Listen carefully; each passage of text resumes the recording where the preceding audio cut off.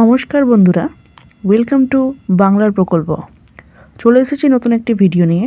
ভিডিওটি শুরু করার আগে সকলের কাছে রিকোয়েস্ট, ভিডিওটি ভালো লাগলে অবশ্যই লাইক করবেন এবং চ্যানেলটিকে সাবস্ক্রাইব করে পাশে থাকবেন।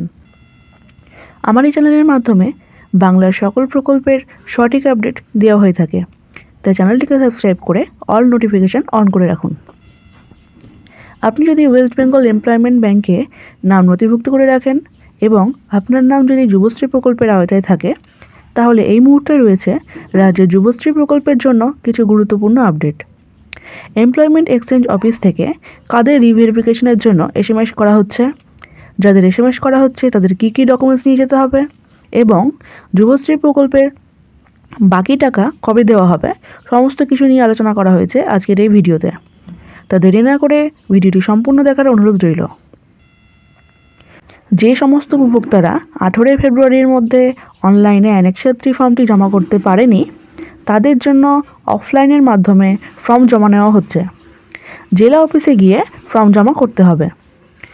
19 মার্চ পর্যন্ত চলবে এই ফর্ম জমা করার কাজ।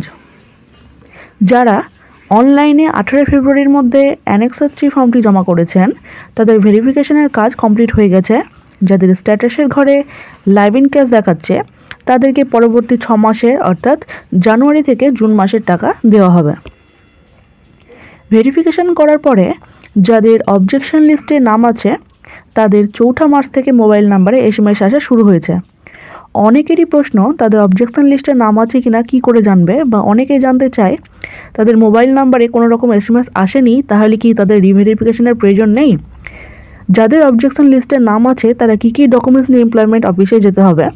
তো বন্ধুরা, আপনাদের জানিয়ে রাখি, আপনার নাম অবজেকশন লিস্টে রয়েছে কিনা এর জন্য আপনাকে এনরোলমেন্ট নম্বরটা দিয়ে স্ট্যাটাস চেক করতে হবে। যাদের এসএমএস আসছে তাদের তো রিভেরিফিকেশনের জন্য যেতেই হবে, আর যাদের এখনও পর্যন্ত এসএমএস আসেনি তাদের জন্য ভালো কথা, তবুও আপনারা একবার স্ট্যাটাসটা চেক করে নেবেন।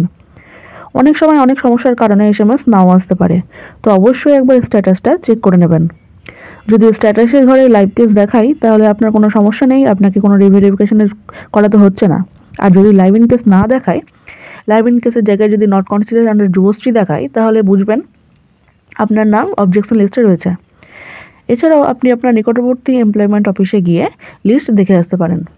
তো অবশ্যই আপনারা কিন্তু নিজেদের স্ট্যাটাসটা ভালো করে চেক করে নিন, সব ঠিকঠাক আছে কিনা। অবজেকশন লিস্টে থাকা উপভোক্তাদের 17 মার্চের মধ্যে নিকটবর্তী এমপ্লয়মেন্ট অফিসে গিয়ে যোগাযোগ করতে হবে উপযুক্ত ডকুমেন্ট সহ। তো আপনাদের কী কী ডকুমেন্টস নিয়ে যেতে হবে? আপনি অ্যানেক্স 3 ফর্ম ফিল আপ করার সময় আপনি যে 6 মাস টাকাটা কিসের জন্য খরচ করছেন, অর্থাৎ কোনো কোর্স করে থাকলে তার উপযুক্ত রসিদ সঙ্গে নিয়ে যেতে হবে, এবং সেই সঙ্গে আইডেন্টি কার্ড অর্থাৎ ভোটার কার্ড, আধার কার্ড, এছাড়াও অ্যানেক্স 3 ফর্মের যে প্রিন্ট আউট, এই সবগুলো কিন্তু আপনাকে এমপ্লয়মেন্ট এক্সচেঞ্জ অফিসে নিয়ে গিয়ে যোগাযোগ করতে হবে। তো সেইখানে আপনাদের রিভেরিফিকেশনের প্রসেসটা কমপ্লিট হয়ে যাবে, এবং রিভেরিফিকেশনের পরে 24 ঘন্টার মধ্যে আপনার স্ট্যাটাসের পরিবর্তন হয়ে যাবে। তো একবার অবশ্যই স্ট্যাটাসটা চেক করে নেবেন।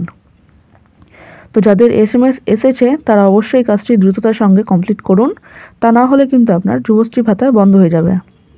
আর যারা অফলাইনের মাধ্যমে ফর্ম জমা করছো বা যারা অফলাইনের মাধ্যমে ফর্ম জমা করবে, তাদের সাথে সাথে ভেরিফিকেশনটা হয়ে যাচ্ছে, তো তাদের বিশেষ কিছু চিন্তার কোনো কারণ নেই।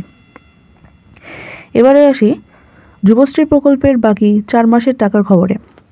বিভিন্ন সমস্যার কারণে কিন্তু যুবশ্রী প্রকল্পের টাকা প্রতি মাসে সময় মতো দেওয়া হচ্ছে না।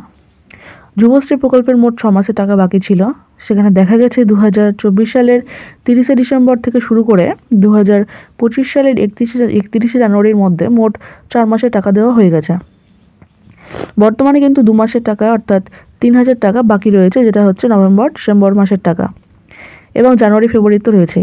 তো আশা করা যাচ্ছে বাকি 2 মাসের টাকা এই চলতি মাসে অর্থাৎ এই মার্চ মাসের মধ্যে তোমাদের এই নভেম্বর এবং ডিসেম্বর মাসের টাকা দিয়ে দেওয়া হবে, এবং বাকি থাকবে আরও 2 মাসের টাকা অর্থাৎ জানুয়ারি এবং ফেব্রুয়ারি মাসের টাকা।